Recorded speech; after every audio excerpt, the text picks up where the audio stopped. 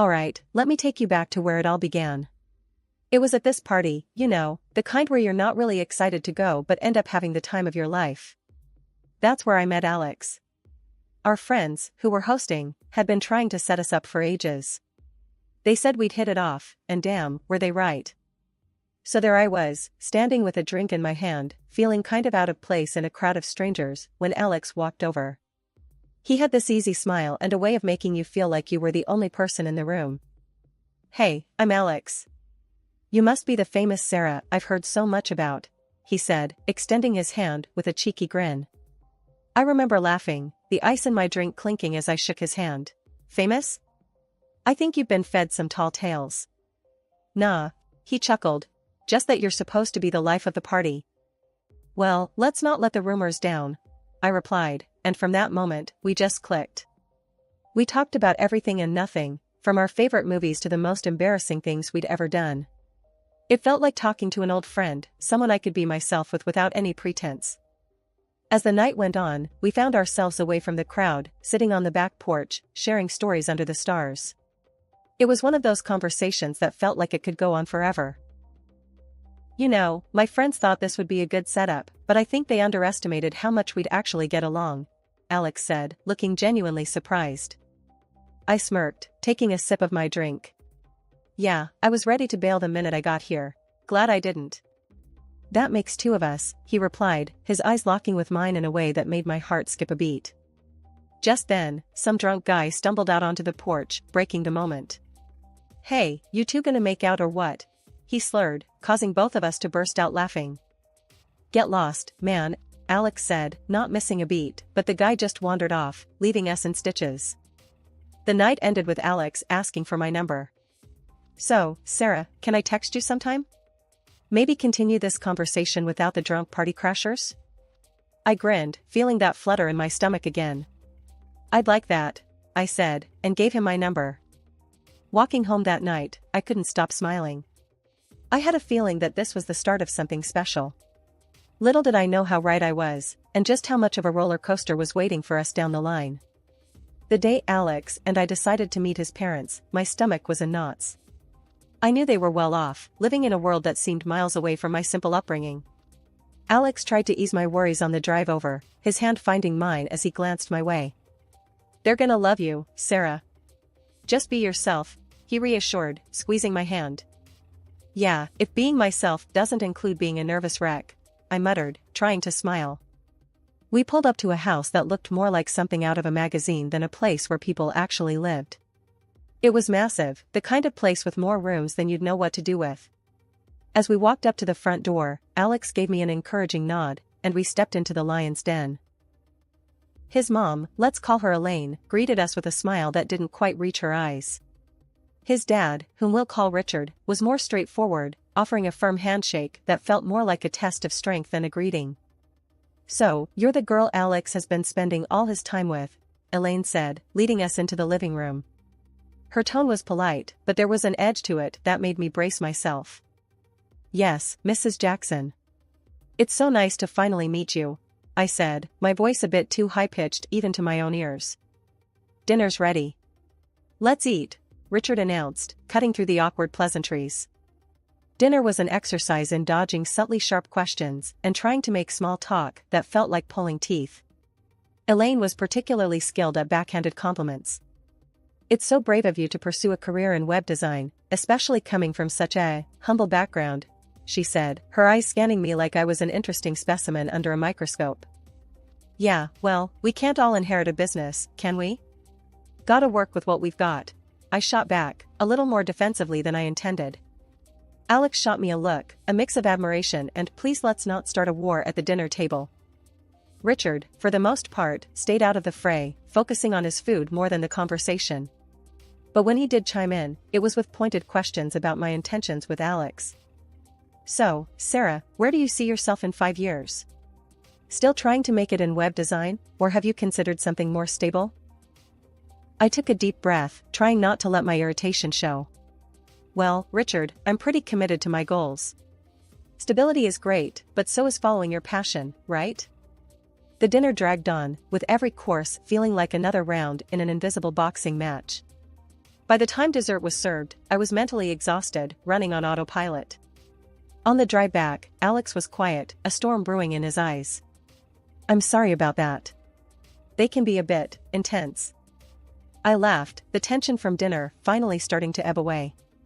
Intense? That's one way to put it. But don't worry, I can handle a little heat. Alex grinned, reaching for my hand again. That's my girl. You know, you really impressed me tonight. Standing your ground like that.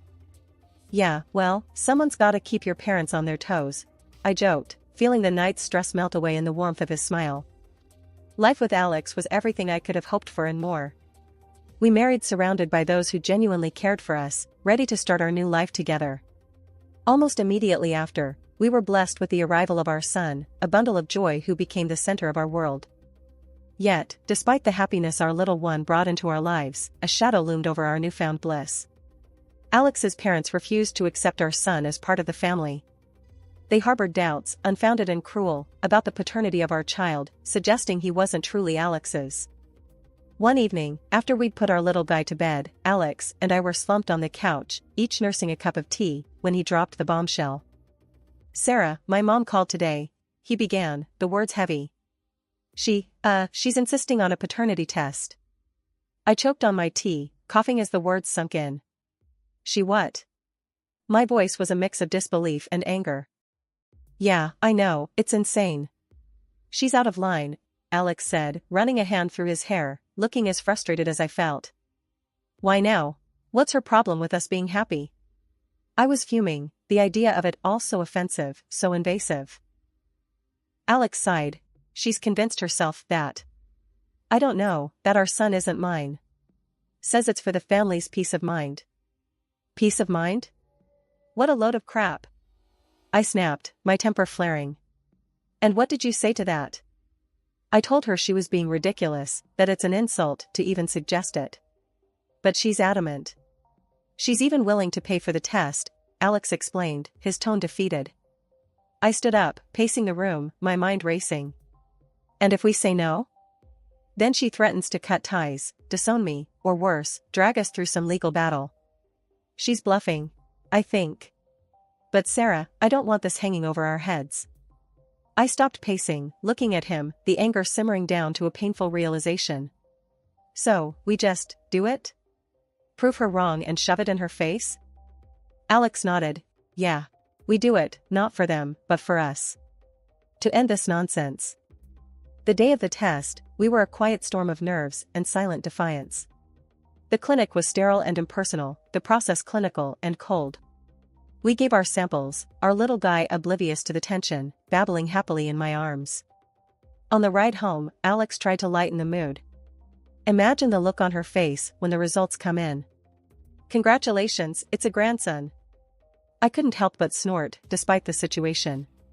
She'll probably accuse the lab of being in on a conspiracy. We laughed, a brief respite from the weight of it all. The wait for the results was agonizing, each day stretching on. When the envelope finally arrived, we sat together, hand in hand, as Alex tore it open. Reading the results, a mix of relief and vindication washed over us. 99.99% Alex was indeed the father. I grabbed the phone, dialing his mother's number, before I could second-guess myself. Mrs. Jackson, you might want to sit down for this. The test results? Alex is the father. Shocking, right? My voice dripped with sarcasm. There was a pause on the line, a moment of silence that spoke volumes. Well, I suppose that settles that, then, she said, her voice cold, devoid of apology. Yeah, it does. And let me make something clear, I continued, my voice steady and firm. This is the last time you question my family. The next time you want to play detective, maybe start with a mirror. It's been 10 years. Life had settled into a comfortable rhythm for us, despite the lingering shadows of past conflicts. Then, out of the blue, on a lazy Sunday afternoon, my phone rang. The caller ID flashed a name that made my heart sink and my stomach twist into knots, Elaine, Alex's mom. I glanced at Alex, who was sprawled on the couch with our son, both engrossed in some cartoon that involved more explosions than dialogue. He caught my look and mouthed, "Who is it?" When I showed him the phone, his eyebrows shot up in surprise. Taking a deep breath, I answered, bracing myself. Hello? Sarah, it's Elaine. I know we haven't spoken in a while, but I wanted to wish my grandson a happy 10th birthday, she said, her voice softer than I remembered. I was taken aback, not only by the call itself, but by the gentleness in her tone. Thank you. That's unexpected. There was a pause, and then she continued. I've been doing a lot of thinking, Sarah. About everything. I know I've made mistakes, and I want to try to make things right. Could we possibly meet and talk? I was speechless, a rare occurrence for me. I glanced at Alex again, his face a mixture of curiosity and caution. I'll need to discuss it with Alex. Can I get back to you? Of course, dear. Please do. And tell Alex I said hello. As I ended the call, Alex was immediately by my side, our son looking up at us, sensing the shift in the atmosphere. Was that really my mom? What did she want? Alex asked, his voice tight with concern. She wants to talk, says she wants to make amends. Even wished our boy a happy birthday, I said, still trying to wrap my head around the conversation. Alex rubbed his neck, a sign of his unease. Wow, I didn't see that coming. What do you think? Are we ready to open that door again? I sighed, watching our son return his attention to the TV, blissfully unaware of the adult complexities swirling around him. I don't know, Alex. Part of me wants to believe people can change. But another part. I'm scared of getting hurt again, of us getting hurt. Alex took my hand, giving it a reassuring squeeze. Whatever you decide, I'm with you. We've been through worse, haven't we? If she's genuinely trying to make amends, maybe it's worth hearing her out. For his sake, he said, nodding towards our son. When Elaine, my mother-in-law, showed up at our doorstep the following week, she wasn't empty-handed. She brought with her a high-end gaming console for my son, Jamie. The boy's eyes nearly popped out of his head when he saw it. Whoa, is this for me? He gasped, his excitement palpable. Yes, sweetheart, it's for you, Elaine said, her voice softer than I'd ever heard it. I watched the exchange, my stomach knotted with suspicion. What was she playing at? Later, as we sat in our living room, Elaine dropped the bombshell about her husband, Richard. He's very ill, she said, her usual tough exterior cracking a bit. Stomach cancer. Doctors say he doesn't have long. The news hit hard, even with the strained relationship we had with them. I'm sorry to hear that, Mom, Alex managed, the shock clear in his voice. That's why I want you all to come over next weekend. He wants to see you, especially Jamie, she added, her gaze lingering on our son. Despite my wariness, we agreed. It seemed the right thing to do, given the circumstances. The visit to their mansion was as uncomfortable as I anticipated. Richard looked a shadow of his former self, his illness taking a visible toll. Jamie, oblivious to the tension, was thrilled with the grandeur of the place. Wow, this place is huge, he exclaimed, his young eyes wide with wonder. As the evening wore on, Elaine took Alex and me aside for a private talk. What she said next floored me. We need an heir for the business, and we want Jamie to be that heir, she stated, her tone matter of fact. I blinked, taken aback. What about your other grandson, Matthew? Isn't he the heir? Elaine's lips thinned. Matthew had an accident. A spinal fracture. He can't take over the business now. Her indifference to Matthew's plight chilled me. It was all about the business for her. So, you're just discarding him because he's injured? And now you want Jamie as your backup plan? I couldn't keep the bitterness out of my voice. It's not like that, Sarah. It's about securing our family's future. And Jamie is part of this family, Elaine countered, but her words felt hollow. Alex and I exchanged a look, a silent agreement passing between us. We'll need to think about this, Mom, he said, his voice steady. Jamie's future isn't something we're going to rush into. Elaine nodded, though I could tell she wasn't pleased. Just remember, we're willing to cover all his education expenses. It's an opportunity of a lifetime. The ride back home was quiet, each of us lost in thought. This wasn't just about a business or an inheritance. It was about our son's life, his happiness. And no amount of money could make us compromise on that. After Elaine's bombshell about wanting Jamie to be the heir, Alex and I had a long talk.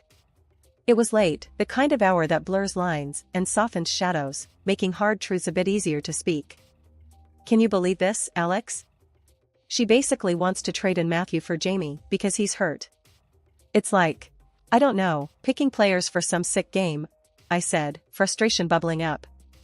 Alex rubbed his face, looking as tired as I felt. Yeah, it's messed up. Mom's always been about the business, but this? It's cold, even for her. And what she said about Matthew. It's like he doesn't matter to her anymore. How can she be so heartless? My voice cracked a bit. This wasn't just about offers and inheritance, it was about family, about doing what's right. We're not doing it, Sarah. We're not letting Jamie get sucked into her twisted world. He's a kid, not a chess piece, Alex said, his voice firm. Exactly. He should be playing with toys, not getting groomed to take over a business he knows nothing about, I added, feeling a surge of protective anger. The next day, I called Elaine, my stomach in knots, but my resolve firm. Elaine, we need to talk about your offer, I started, trying to keep my voice steady. Oh? Have you come to your senses, then? Her voice was smug, expecting compliance. No, we haven't come to our senses. We're not letting Jamie be part of this scheme of yours. He's a child, Elaine. And what you're doing to Matthew is unforgivable, I shot back, my anger rising. She scoffed. You're being short-sighted, Sarah. You don't understand what it means to be part of a legacy. To have power. You're just an uneducated girl playing house. That stung, but I plowed on. Maybe I don't understand your world, Elaine, but I do know that what you're offering isn't right for Jamie. We want no part of it. Her tone turned icy. You'll regret this, Sarah. I'll make sure of it. The threat hung in the air, heavy and ominous. After we hung up, I felt a mix of fear and defiance. I didn't have to wait long to see what Elaine's revenge would look like. The very next morning, a knock at the door revealed 2 social workers, their badges and serious expressions a prelude to trouble. Mrs. and Mr. Jackson, we've received a complaint alleging that you're mistreating your son. We need to talk to you and conduct a preliminary assessment, one of them explained, her voice neutral, but not unkind. Alex and I exchanged a look of disbelief. Mistreating Jamie? That's ridiculous. Who would even say something like that? Alex sputtered, his confusion mirrored in my own heart. The social workers remained professional. We're not at liberty to disclose the source of the complaint, but please understand, we have to investigate all claims. They asked to see Jamie, to talk to him, and to inspect our home. It was humiliating, invasive, but we complied, knowing we had nothing to hide. Jamie, bless his heart, was confused but told them how much he loved us, how we played together, and about the new game console Grandma gave him. After their visit, they seemed satisfied that the complaint was baseless but informed us that they would open a case for a standard 60-day review. Once they left, Alex exploded. My mom has gone too far this time. This is war. I nodded, feeling a mix of dread and determination. Elaine's move was low, even for her. But Alex and I were united, ready to protect Jamie from her manipulations, no matter what it took. A week passed, with an uneasy quiet. Then, as if challenging the peace, the social workers returned, this time with a new claim from Elaine, my mother-in-law. They relayed that there had been a report Jamie was left home alone, a situation we knew never occurred. The accusation was ludicrous, but the implication was severe, and it sent a chill down my spine. After the social workers left, Alex, with a storm brewing in his eyes, called his mother. I could only hear one side of the conversation, but the tension in the room was palpable. Mom, this has to stop. You're not just crossing lines, you're obliterating them. Why would you say Jamie was left alone? His voice was a mix of anger and disbelief. The response was a cold laugh that echoed through the speakerphone, sending a shiver down my spine. Oh, Alex, you really don't know me at all if you think I'll just stand by. Everything will go as I have planned. The following week, our nightmare scenario unfolded. Jamie didn't come home from school. Frantic, we called around, only to discover Elaine had picked him up, claiming she had our permission. My heart stopped. When we finally got Jamie on the phone, his words twisted the knife deeper. Grandma says I can stay with her. She buys me stuff and lets me do what I want, he said. The realization that Elaine would go to such lengths to manipulate our son, to tear him from us, was a wake-up call. We had tried to handle things calmly, to keep the peace for the sake of family unity, but it was clear that Elaine's motivations were driven by control and spite, not love or concern for Jamie's well-being. With heavy hearts but a determined resolve, we involved the police, explaining the situation and insisting on our son's return. The legal system, slow but eventually effective, sided with us, recognizing the manipulation and unlawfulness of Elaine's actions. The trial felt like a storm that had raged around us, threatening to pull us under. But when it finally passed, the skies cleared in a way we hadn't expected. Richard's death came as a shock, a somber reminder of how fleeting and fragile life could be. Yet, in his passing, he left behind a message, a final act that would redefine the future of our family. It turned out Richard had made some unexpected decisions regarding his estate. Most of it was left to Alex and me, a gesture that spoke volumes of his silent observations and perhaps his regrets. He also made sure to provide for his eldest grandson's rehabilitation, a sign of love for his grandchild despite everything. Elaine was left with just a small monthly allowance, a decision that, no doubt, came as a shock to her. One evening, Alex and I sat down with Jamie, the glow from his nightlight casting soft shadows across his room. It was time to talk about the future, about the choices, and the legacy his grandparents had left behind. "Jamie, you know how Grandpa Richard left us some money, right?" Alex started, his voice gentle, but serious. "Yeah, Dad. Does that mean I can get more video games?" Jamie's innocent question brought a smile to my face, a brief moment of lightness in the gravity of our conversation. "It means a lot more than that, Bud," I chimed in, ruffling his hair. "It means you have options for your future. For school, for what you want to be when you grow up." Jamie looked between us, his young mind trying to grasp the weight of our words. "But I don't know what I want to be yet." "Is that okay?" "Absolutely," Alex assured him. "The most important thing is that you get to choose, to find what makes you happy. And we'll be here to support you, no matter what." "And what about Grandma Elaine?" Jamie's question hung in the air, a reminder of the wound still healing. "We'll deal with that as it comes. But for now, let's focus on us, on our family," I said, hoping to ease his concerns. The days that followed were filled with discussions about trusts, scholarships, and savings for Jamie's education.